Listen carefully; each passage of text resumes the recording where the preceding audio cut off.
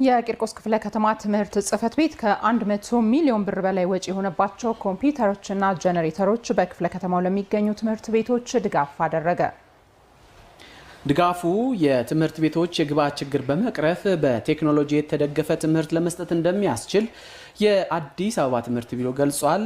ቴዎድሮስ ይሳ በአዲስ አበባ ከተማ የሚገኙ ትምህርት ቤቶች ደረጃ ማሻሻልና ምቹ የመማር ማስተማሪያ ቦታዎችን ለመፍጠር በርካታ ስራዎች ተሰርተዋል። ተግባሩም ለትምህርት ጥራት ማነቆ የነበሩ ችግሮችን በመቅረፍ የተማሪዎች ውጤትን አሻሽሏል። የቂርቆስ ክፍለ ከተማ ትምህርት ጽሕፈት ቤትም ይህንኑ ተግባር የሚያጠናክር በክፍለ ከተማው ለሚገኙ ትምህርት ቤቶች የኮምፒውተርና የጄኔሬተር ድጋፍ አድርጓል። በድጋፍ ርክክብ ላይ የተገኙት የአዲስ አበባ ከተማ ትምህርት ቢሮ ኃላፊ ድጋፉ ለትምህርት ስርዓቱ ትልቅ ዋልታ እንደሚሆን ገልጸው ዘመኑን የዋጀ የትምህርት ስርዓት ለመዘርጋት ያስችላልም ብለዋል። በዚህ ደረጃ የትምህርት ጥራትን ለማረጋገጥ በተለይም ደግሞ ዘመኑን የዋጀ በቴክኖሎጂ የተደገፈ የትምህርት ስርዓት ለመዘርጋት በተለይም የሁለተኛ ደረጃ መልቀቂያ ፈተናን ለመፈተን በራስ አቅም ማስተዳደር የምንችልበትን አቅም የሚፈጥር ለሌሎች ክፍለ ከተማም ትልቅ ልምድ የሚሆን ለትምህርት ስርዓቱ ደግሞ ትልቅ ዋልታ ሆኖ ሊያገለግለን የሚችል ስራ ነው ዛሬ የተሰራው።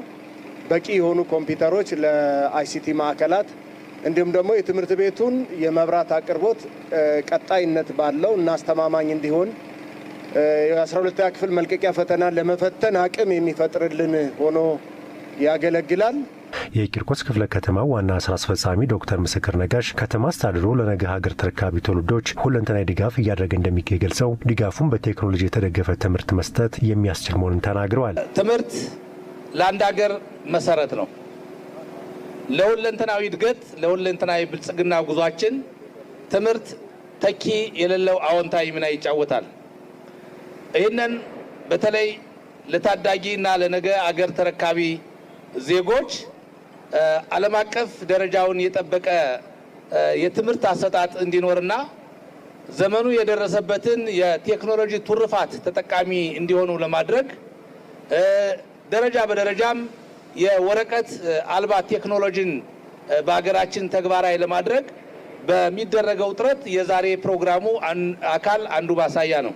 ከ100 ሚሊዮን ብር በላይ ወጪ የሆነባቸው ኮምፒውተሮችና ጄኔሬተሮች በክፍለ ከተማው ለሚገኙ ትምህርት ቤቶች ድጋፍ መደረጉን የተናገሩት ደግሞ የክፍለ ከተማው ትምህርት ጽሕፈት ቤት ኃላፊ አቶ ሰማኝ አስታጥቄ ናቸው። ትምህርት ቤቶችን ደረጃ ማሻሻልና ትምህርት ቤቶችን በግብዓት ማሟላት አጠቃላይ መማር ማስተማሩን የፈተና ሂደቱን አጠቃላይ በቴክኖሎጂ የመደገፍ ስራ ተይዞ ታቅዶ እየተሰራ ነው። የዚህ አካል የሆነው እንግዲህ በዚህ ከ450 በላይ ኮምፒውተሮች ከ100 ሚሊዮን በላይ ወጪ የተደረገባቸው ማቴሪያሎች ዛሬ